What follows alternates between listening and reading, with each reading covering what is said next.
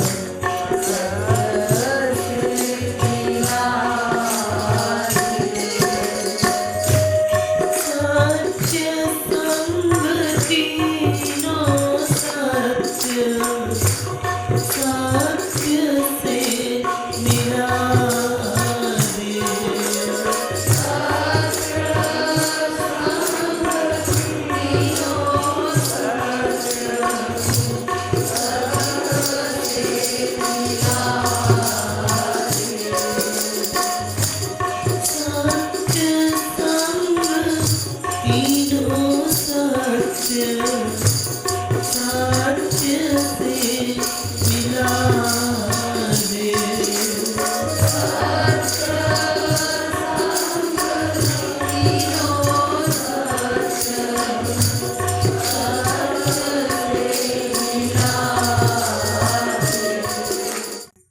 सवेरे एक दोहा कहा गया था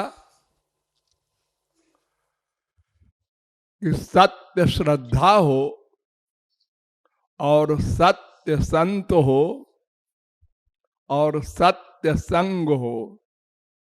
अगर ये तीनों सत्य सत्य हो तो सत्य वस्तु की प्राप्ति हो जाए। संसार में जितनी भी वस्तुएं हैं सब असत्य हैं, क्योंकि माया का संसार है। सत्य वस्तु केवल एक है, भगवान।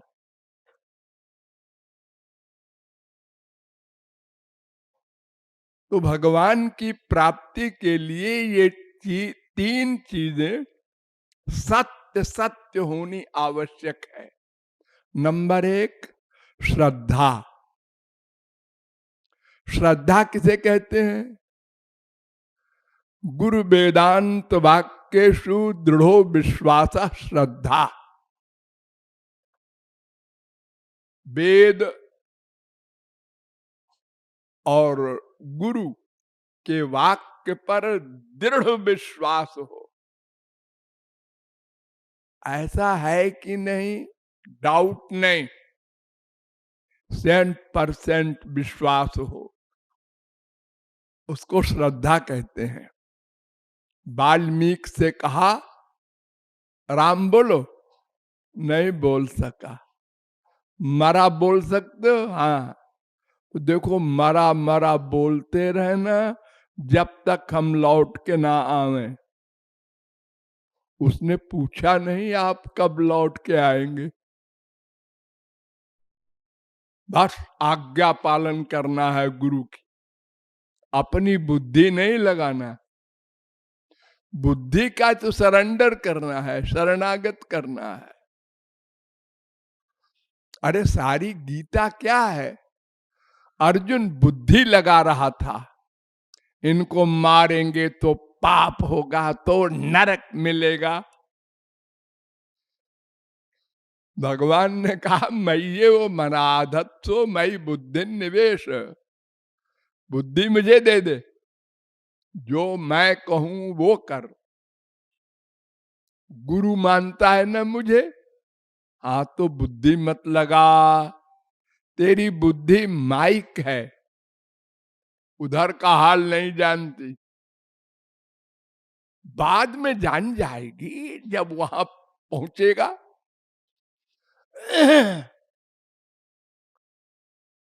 तो श्रद्धा माने, श्रद्धा शब्दे कहे विश्वास, सुदृढ़ निश्चय।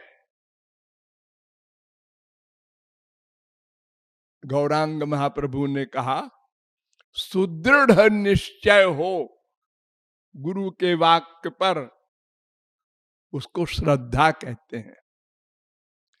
तो ये सुदृढ़ निश्चय कैसे होगा? गंवारी भाषा में समझो कि बहुत भूख लगी हो भगवान की, भूख प्यास, जैसे बहुत प्यास लगती है तो तड़पता है आदमी, ऐसे इसी को मुमुक्षु कहते हैं शंकराचार्य, इसी को ब्रजवासी लोग लालसा कहते हैं, अनेक नाम है। तो इस श्रद्धा की उत्पत्ति होती है तत्व ज्ञान से। तत्व ज्ञान, संसार को जान लिया, ये हमारा नहीं है। जान लिया, खाली सुन लिया नहीं, जबरदस्ती मान लिया नहीं, जान लिया। हम आत्मा है, संसार पंच महाभूत का है, ये भगवान ने शरीर के लिए बनाया है। शरीर का सब्जेक्ट है संसार, आत्मा का सब्जेक्ट नहीं है। आत्मा का सब्जेक्ट, आत्मा का अंशी परमात्मा है। जिसका जो अंशी होता है वही उसका सब्जेक्ट होता है, विषय होता है। यानी गहराई से संसार को समझ ले, जबरदस्ती नहीं कि शास्त्र में लिखा है मान लो, गुरुजी कह रहे हैं मान लो, ऐसा नहीं। लॉजिक से, अनेक प्रकार के तर्क से, अनुभव से भी, क्योंकि संसार का तो अनुभव हो रहा है ना। अरे किस चीज में हम संसार में सुख माने? ऐसी कौन सी चीज है? और अगर कोई चीज ऐसी है हमको सुख देती है, दूसरे को दुख देती है। मान लो कोई चीज आपको बहुत अधिक प्रिय थी, वो मिल गई, तो आपको सुख मिला ना। हाँ, लेकिन यही इसी चीज को आपका पड़ोसी भी चाहता था, उसको नहीं मिली तो उसको दुख मिल रहा है। तो अगर इस चीज में सुख होता तो जैसे आपको मिल रहा है ऐसे पड़ोसी को भी मिलता, पर ऐसा नहीं होता। और जो हमको सुख मिला वो भी प्रतिक्षण घटता गया। देखो लड़के लड़की प्यार करते हैं, हाँ, एक लड़की से 4 लड़के प्यार कर रहे हैं, बड़ी सुंदर है, विश्व सुंदरी। हाँ, 4 लड़के पीछे लगे हैं उसके। उसने एक से ब्याह कर लिया, एक की हो गई, तो औरों को दुख हुआ ना। अरे लोग तो मर्डर कर देते हैं, रोज खबर आती है आजकल कि उसको अपनी प्रेयसी लड़की नहीं मिली, उसने मना कर दिया तो उसने गोली मार दिया। हाँ, यानी इतना दुख मिला उसके न मिलने का। और जिसको मिल गया, पहले दिन बड़ा सुख, दूसरे दिन कम, तीसरे दिन उसमें गलतियां निकालने लगा।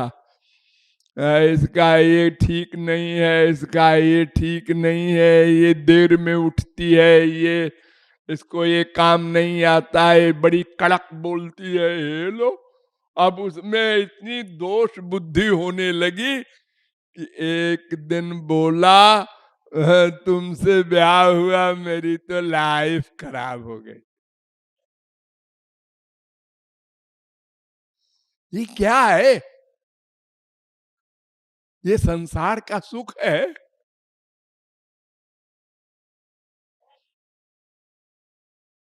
तो गहराई से जान ले कि इंद्रियों का सुख आत्मा का सुख नहीं है। आत्मा का सुख परमात्मा में ही है, ही।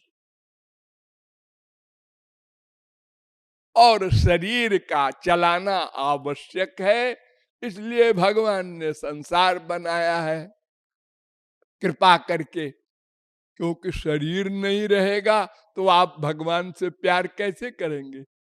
तनु बिनु भजन वेद नहीं भरना।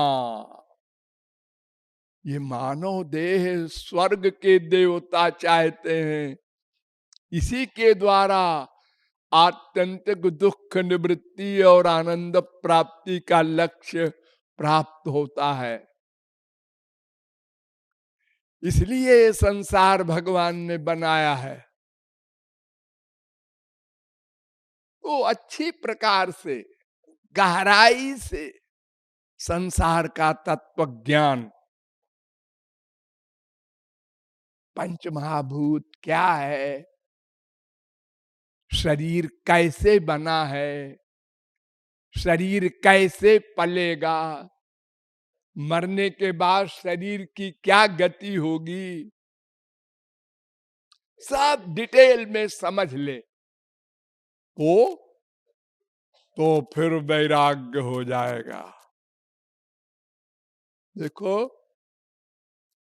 एक 18-20 साल की लड़की जिसने बचपन से, जब से होश संभाला, बाप के घर को अपना घर माना और हर सामान को मेरा है, मेरा है। अपनी सहेली को कहती है ये मेरा है, ये मेरा है, ये मेरी गाड़ी है, ये मेरा मकान है, कल आना पार्टी है। जैसे ही ब्याह हुआ और रात को गई पति के यहां, ये क्या हुआ? सब बदल गया। ये मेरा घर है और वो तो भैया का है। सब खत्म। क्या अभ्यास किया उसने? कोई बाप ने कभी ऐसा कहा क्या कि बेटा अभ्यास करो अभी से कि ये तुम्हारा घर नहीं है। अभ्यास अभ्यास नहीं, 1 सेकंड में। अरे वही लड़की जिसका उस लड़के से ब्याह हुआ, 4 दिन पहले जा रही थी रोड पर, तो उस लड़के को मालूम था कि इसी से हमारा ब्याह होने वाला है। तो आग के सामने खड़ा हो गया और देखने लगा। लड़की को गुस्सा आया, उसने एक चपत दिया, बदतमीज, बदमाश, लफंगा। आके खड़ा हो गया आगे, वो घूर रहा है। जब उसकी सहेली ने कहा इसी से ब्याह होने जा रहा है, ओ सारी सब खत्म। वो गुस्सा उस्सा, हाँ इससे ब्याह हो रहा है, कितनी सुंदर नाक है, कैसी आंख है, कितना लंबा है, सब बदल गया, पूरी फिलॉसफी बदल गई।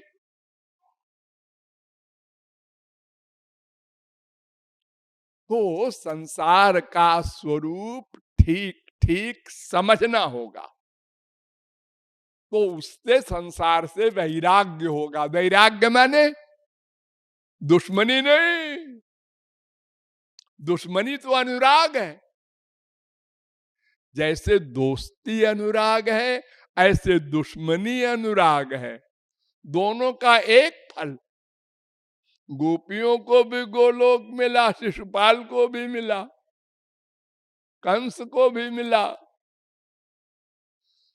तो मन में वो आया, चाहे दोस्ती से आया, चाहे दुश्मनी से आया,